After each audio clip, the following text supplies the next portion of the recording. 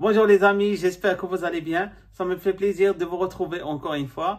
J'espère que ça avance avec cette playlist donc, de SQL et vous avez pu déjà maîtriser quelques commandes de base.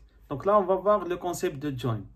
Le concept de join, parfois, dans certains bouquins, donc il est mal expliqué. Et ça, ceci donne l'impression, c'est-à-dire que c'est quelque chose de compliqué. Donc là, dans cette vidéo, on va essayer de l'expliquer d'une façon très simple, mais bien sûr, donc essayez donc de vous concentrer avec cette vidéo.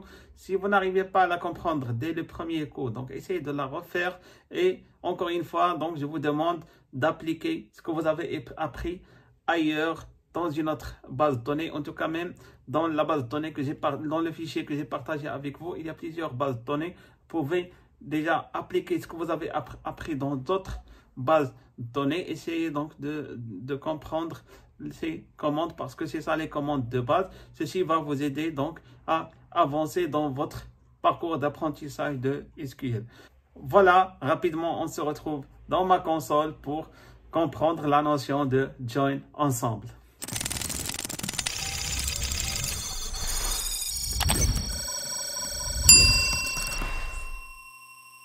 Pour commencer, on va ouvrir les tables qui nous intéressent. Donc là, on va aller à SQL Store, on va ouvrir ça, et là donc on a des tables. Bon, les tables qui nous intéressent, donc c'est la table Customers ou bien Client.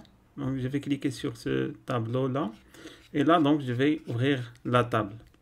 Après je vais travailler sur le tableau ou bien la table Orders, ou bien Commande.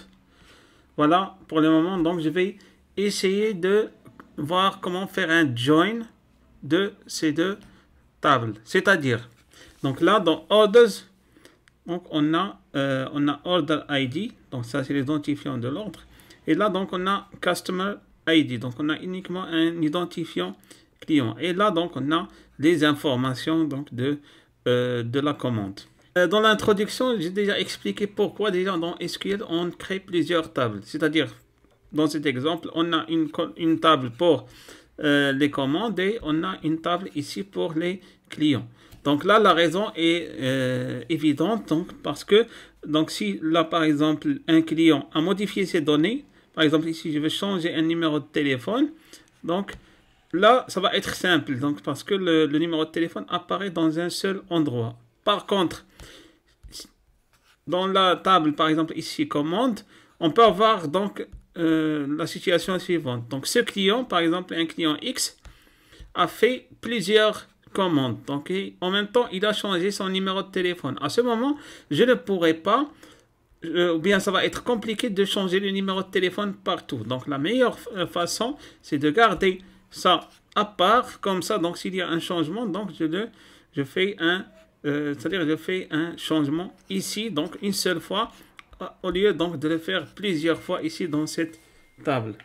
Donc ici, le concept de join, par exemple ici, je veux faire apparaître dans une seule table les commandes et les informations clients. C'est-à-dire, je veux, au lieu d'avoir ici l'identifiant client, je veux avoir telle commande et je veux avoir à côté le nom, le prénom par exemple et le numéro de téléphone du client. Donc comment je peux faire ça? Je vais aller ici à Query. Donc là, je vais mettre Select étoile from. Donc maintenant je pense que vous êtes familier avec ça. Donc orders, je vais exécuter. Voilà, donc ici j'ai affiché la table orders. Maintenant pour faire un join avec customer, donc qu'est-ce que je vais faire? Donc ici, bon, je vais revenir à la ligne et je vais écrire join. Bon, normalement, la commande complète, donc c'est inner join. Mais puisque ce inner est optionnel, donc je vais mettre uniquement join. Donc join. Et là, je vais mettre customer. Donc customer, donc c'est-à-dire le nom de cette table customers. Donc là, je vais faire un join donc de customer à orders. Mais je dois indiquer à SQL, c'est-à-dire le point qui va permettre donc de faire ce join. Donc le point ou bien la colonne, donc c'est donc bon, avant d'écrire ici quoi que ce soit, donc remarquez là avec moi, donc ici dans Customers, on a, c'est-à-dire la clé. Donc pour vous montrer la clé, donc je vais aller ici à Customers et je clique ici. Donc là, on a Customer ID. Donc ça, c'est la clé de Customers. Donc ça, c'est une colonne. C'est la colonne clé. Après, dans Orders, je vais faire de même. Bon, là, j'ai également Customer ID. Donc cette clé-là de Customer, donc normalement, elle est connectée à cette colonne Customer ID. Donc, pour faire le join, donc ça va être possible donc de le faire à travers cette colonne, donc Customer ID. Donc, cette Customer ID qui va essayer de lier les deux. Donc, là, je vais écrire Orders. Donc, pour pointer la colonne Customer ID, donc je vais mettre ici Orders.Customer ID. Et là, donc, ça va être égal à Customers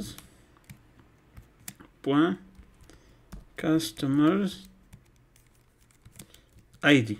Voilà. Je vais voir maintenant la table que je vais avoir. Ah. Pourquoi ça n'a pas marché? Peut-être qu'il y a une erreur ici donc d'orthographe. Oui, donc ici il n'y a pas S. Le S Customer. Il faut faire attention à ces fautes d'orthographe parce que vous risquez de perdre beaucoup de temps juste parce que vous avez mal écrit c'est-à-dire un mot. Et voilà, donc ici j'ai obtenu ma table dans laquelle j'ai combiné les deux. Donc remarquez, donc là j'ai les colonnes donc de orders. Donc j'ai Customer ID, Order Date, Statut, Comment. Après, donc à côté j'ai le nom. Donc ici First Name, Last Name, Birth Date, ainsi de suite. Bon, là j'ai affiché donc ici c'est-à-dire les deux tables combinées. Bon, avant de faire autre chose, donc je vais vous montrer déjà comment on peut c'est-à-dire rendre cette commande plus soft. Donc là par exemple, donc j'ai écrit order plusieurs fois. Donc la meilleure façon donc c'est d'ajouter c'est-à-dire bon un alias ou bien une abréviation, mais normalement ça s'appelle alias. Donc ici je vais mettre par exemple ici order, je vais mettre l'alias O. Après ici customer, donc je vais mettre C. Comme ça, donc après, donc au lieu d'écrire orders, je vais écrire uniquement O. Et là, donc au lieu d'écrire customer, donc je vais mettre ici C. Donc on va voir ici, ça donne le même résultat. Donc là, c'est une technique, donc c'est faire donc rajouter des alias ici, donc des tables, pour ne pas avoir donc à les réécrire plusieurs fois. Après, donc là, on a select étoile. Donc là, on a sélectionné toutes les colonnes. Maintenant, je veux sélectionner uniquement quelques colonnes. Par exemple, je veux order date, par exemple. Donc celle-là, avec donc ici par exemple first name. Donc là c'est de la table numéro 2, de la table client, first name et last name. On va voir maintenant. Et voilà, donc ici on a order date, donc ici la date de la commande, et donc ici first name et last name, donc le client qui l'a commandé. Donc là on a pu extraire des informations utiles à partir des deux tables. Voilà, donc c'est comme ça que ça fonctionne join. Vous pouvez bien sûr combiner plusieurs donc d'autres tables ici, donc vous pouvez les mettre sous forme d'une seule table. En tout cas, donc je vais consacrer une dernière vidéo pour les applications pour revoir ces concepts. Bon, en tout cas, je vais quand même rajouter un autre exemple. Je vais effacer ça. Je vais essayer par exemple de faire le join de par exemple order et je vais prendre par exemple order status. Je vais afficher ici cette table. Donc là dans order status, donc on a deux colonnes. Donc on a order status ID et name. Et là, dans order, normalement, je dois avoir, c'est-à-dire une colonne qui est commune entre les deux pour pouvoir faire le join. Donc là, par exemple, je ne sais pas où est-ce que j'ai le statut. Voilà. Donc, bon, peut-être là, donc, il ne porte pas le même nom, mais en tout cas, donc, c'est la même chose. Donc là, c'est le statut de la commande. Et là, donc, on a les statuts, c'est-à-dire, par exemple, ici, j'ai un. Là, donc, pour un, donc, j'ai mis processed. Bien ici, donc, shipped, donc, pour 2. Donc là, par exemple, j'ai le 2, ainsi de suite. Donc, je vais essayer de faire un join, donc, de ces deux. Bon, vous pouvez mettre une pause et faire ça seul. Comme ça, donc, ça va vous permettre, donc, d'appliquer, donc, ce concept de join. Bon. Là, donc, on commence, je donne la solution. Donc, toujours, on commence par select. Donc, pour le moment, je vais mettre select donc, de toutes les colonnes. Après, ici, je vais mettre from. Donc, from orders. Après, donc ici, je vais mettre join order. Status. Voilà. Et donc là, rappelez-vous, donc il y a deux composantes. Donc ici, j'indique la table et l'emplacement ou bien la colonne à laquelle je vais faire un join. Donc là, par exemple, je dois faire le join. Donc, bon, j'ai oublié les alias. Donc ici, je vais l'appeler O. Et là, donc, je vais l'appeler OS. Bon, je vais mettre le on ici à part. Donc ici, on. Donc ici, je vais mettre O point.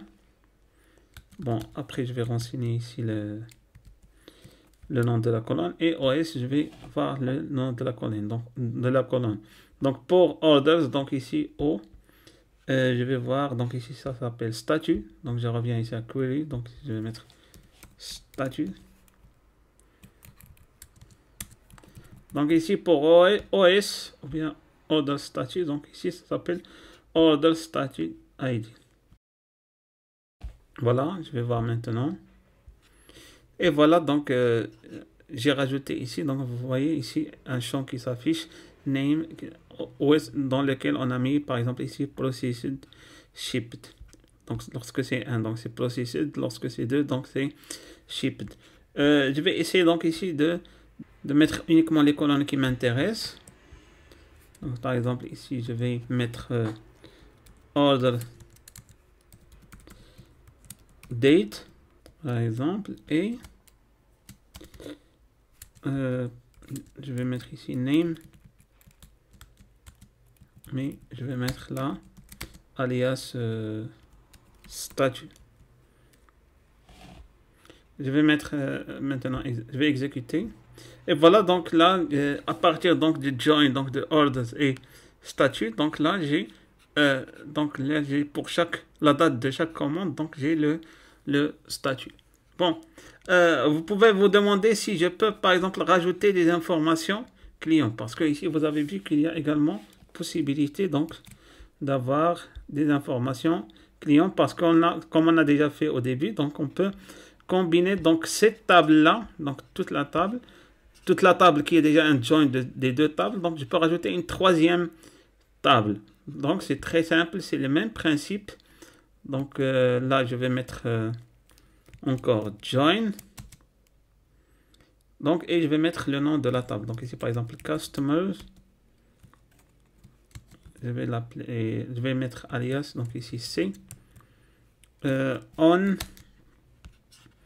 Donc la colonne, donc c'est O.customer ID. Donc ici, customer égale C.customer ID. Je vais voir maintenant. Voilà, ça a marché. Donc ici, j'ai la première table. Là, donc j'ai rajouté le statut. Et là, j'ai les informations donc des clients. Je peux même maintenant donc afficher comme j'ai fait tout à l'heure. Donc ici, par exemple, order date. Et je vais mettre là name as statut. Bon, le statut, je vais le laisser à la fin. Et là, je vais mettre first name, last name. On va voir maintenant la table que je vais avoir. Voilà, donc c'est une très belle table donc dans laquelle on a pu extraire l'information à partir de 3 tables en utilisant join à 2 reprises. Bien sûr, vous pouvez même faire join 10 fois, donc 20 fois, donc c'est très, très habituel ici dans SQL. Donc le but c'est d'extraire l'information qui vous intéresse. Donc là, on a utilisé le join donc c'est-à-dire à 2 reprises. Donc là, on a pu par exemple ici extraire donc ici la date, le nom et donc le nom du client, le prénom du client, le nom et le statut de la commande. Bon, là je vais vous poser une question. Si je veux afficher Customer ID, bon, vous allez me dire c'est très simple. Donc là, je vais mettre Customer ID, virgule. Voilà. Et voilà, ça n'a pas marché. Donc, Customer ID ici, ça n'a pas marché. Pourquoi? Parce que ici, normalement, j'ai trois tables. Et le Customer ID, donc, se trouve dans la table Customer. Donc, remarquez ici, j'ai Customer ID. Donc, je vais vous montrer. Donc, ici, j'ai Customer ID. Et dans Order, j'ai Customer ID. C'est-à-dire, j'ai Customer ID 2 fois. Donc là, lorsque j'ai tapé Customer ID, donc SQL est perdu. Il ne sait pas, c'est-à-dire de quelle table on parle. Donc là, pour résoudre ce problème, donc je vais mettre ici, par exemple, au point Customer ID. C'est-à-dire, je veux qu'il m'affiche la colonne de Order, donc qui s'appelle Customer ID. Donc là, maintenant, on va voir si ça va marcher. Et voilà, donc ici, il a mis Customer ID. Donc, je peux le mettre avant le nom et le prénom. Voilà. Et voilà, donc ici, j'ai ma table. Donc, ma table dans laquelle je combine la date de la commande, l'identifiant client, le nom et le prénom du client et le statut de la commande. Donc, voilà, donc c'est ce que je peux dire déjà par rapport à Join. Il y a un autre concept très intéressant. Donc là, je vais effacer ça. Et je vais faire une autre join. Donc ici, select étoile from. Donc bon, je vais travailler encore sur orders. Je vais l'appeler O. Donc ici, je vais mettre join. Plutôt ici, bon, cette fois-ci, je vais commencer par Customer. Customer, et là, je vais mettre Join Orders. Je vais l'appeler O. On C point. Donc ici, Customer ID égale à O point Customer ID. Voilà, j'exécute. Donc là, remarquez qu'il affiche des clients et leurs commandes. Bon, là, le problème qui se pose, parfois, c'est pas un problème plutôt, mais une situation dans laquelle on peut être confronté. Donc là, par exemple, j'ai 10 clients. D'accord? J'ai 10 clients ici dans la table Customer. Donc là, lorsqu'on a fait le join, il a pris, normalement, c'est pas normalement, mais il a pris les clients qui ont fait commande. Donc là, on a sélectionné uniquement les clients qui ont, donc ici, qui ont fait commande. Les clients qui n'ont pas fait commande, donc ici, ne seront pas sélectionnés. Par exemple, bon, je vais voir Freddy, par exemple, ici. Est-ce que j'ai Freddy ici? Oui, voilà, donc remarquez ici, par exemple, Freddy ne figure pas dans cette liste. Pourquoi? Parce qu'il n'a pas fait de commande. Pourquoi on a c'est-à-dire cette situation? Donc là, on a appliqué cette règle. C'est-à-dire, on veut, donc ici, les clients, bien l'identifiant client, donc on retrouve dans la table Customer et dans la table Order. D'accord? Donc, c'est cette condition qui nous impose ce choix. C'est pour ça que je trouve uniquement ici les clients qui ont des commandes. Mais parfois, je veux même voir ici les clients qui n'ont pas fait commande. Donc, comment je peux faire ça? Donc là, on a la notion donc de outer join. Rappelez-vous, donc tout à l'heure, donc j'ai parlé de inner join. Inner join, donc c'est le join qu'on a vu tout à l'heure. Mais parfois, donc je veux voir même d'autres valeurs donc qui ne figurent pas dans l'intersection. Donc c'est pour ça que je fais appel à outer join. Mais dans outer join, on a ce qu'on appelle left join et right join. Donc left par rapport à quoi et right par rapport à quoi, c'est-à-dire à gauche de quoi et à droite de quoi. Donc là dans join, join est entre deux choses, entre customer et entre order. Donc supposons que vous êtes, c'est-à-dire imaginez-vous que vous êtes ici à la place de join. Donc normalement à votre droite il y aura order et à votre gauche, donc ici il y aura customer. Donc comme je mets ici left join, c'est-à-dire je veux permettre ou bien je veux imposer à la table gauche, donc bien je donne le droit à la table gauche de ne pas respecter ça, c'est-à-dire de m'afficher tous les clients. J'espère que c'est clair, donc je vais répéter. Prenez le temps donc d'assimiler ce concept. Donc imaginez-vous que vous êtes ici. À votre droite, vous êtes en train de voir orders et à votre gauche, vous êtes en train de voir customers. Donc, lorsque je mets ici left join, left outer join, donc c'est comme si j'ai intégré les valeurs ici, c'est-à-dire de customer qui ne respectent pas cette règle. C'est-à-dire, je vais avoir les clients qui n'ont pas fait de commande. Donc, lorsque je fais ici left join, je vais intégrer même les clients qui n'ont pas fait commande. Je vais exécuter pour voir. Ah, ça n'a rien donné. Je vais supprimer ce outer. Voilà. Oui, donc il y avait un problème dans ce outer. Donc, je ne mets pas le outer. Donc, je mets left. Voilà, donc remarquez ce que j'ai ici. Par exemple, ici pour Freddy, tout à l'heure, on ne l'a pas trouvé. Donc là, j'ai Freddy. Pour la partie commande, donc j'ai null. Donc bon, j'ai parlé de null ici dans la vidéo précédente. C'est-à-dire, donc là, la valeur n'est pas renseignée. C'est-à-dire, cette personne n'a pas fait de commande. Et même pour ici, Amber, donc là, également, il n'a pas fait de commande, ainsi de suite. Donc là aussi, donc un autre client qui n'a pas fait de commande. Voilà. Donc ici, le left join.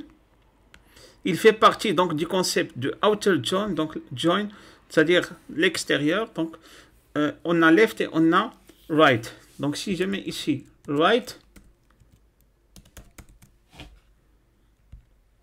donc si je mets right, normalement, il va intégrer les ordres mais sans client. Donc ça c'est impossible. Donc je peux par exemple ici inverser ça pour que ça soit parlant pour vous. Attendez, je vais supprimer ici right et rajouter right après donc pour voir l'impact. Donc là on a uniquement donc comme j'ai dit les clients qui ont fait commande. J'ai pas tous les clients. Donc maintenant je vais mettre ici customer. J'ai inversé ici la position donc de customer et order. Donc là si je rajoute right, donc normalement donc si right donc c'est-à-dire droite, donc j'ai donner le droit à customer donc de ne pas respecter cette égalité, c'est-à-dire il va m'inclure les clients qui n'ont pas fait de commande. Bon, je ne sais pas pourquoi ça n'a pas marché.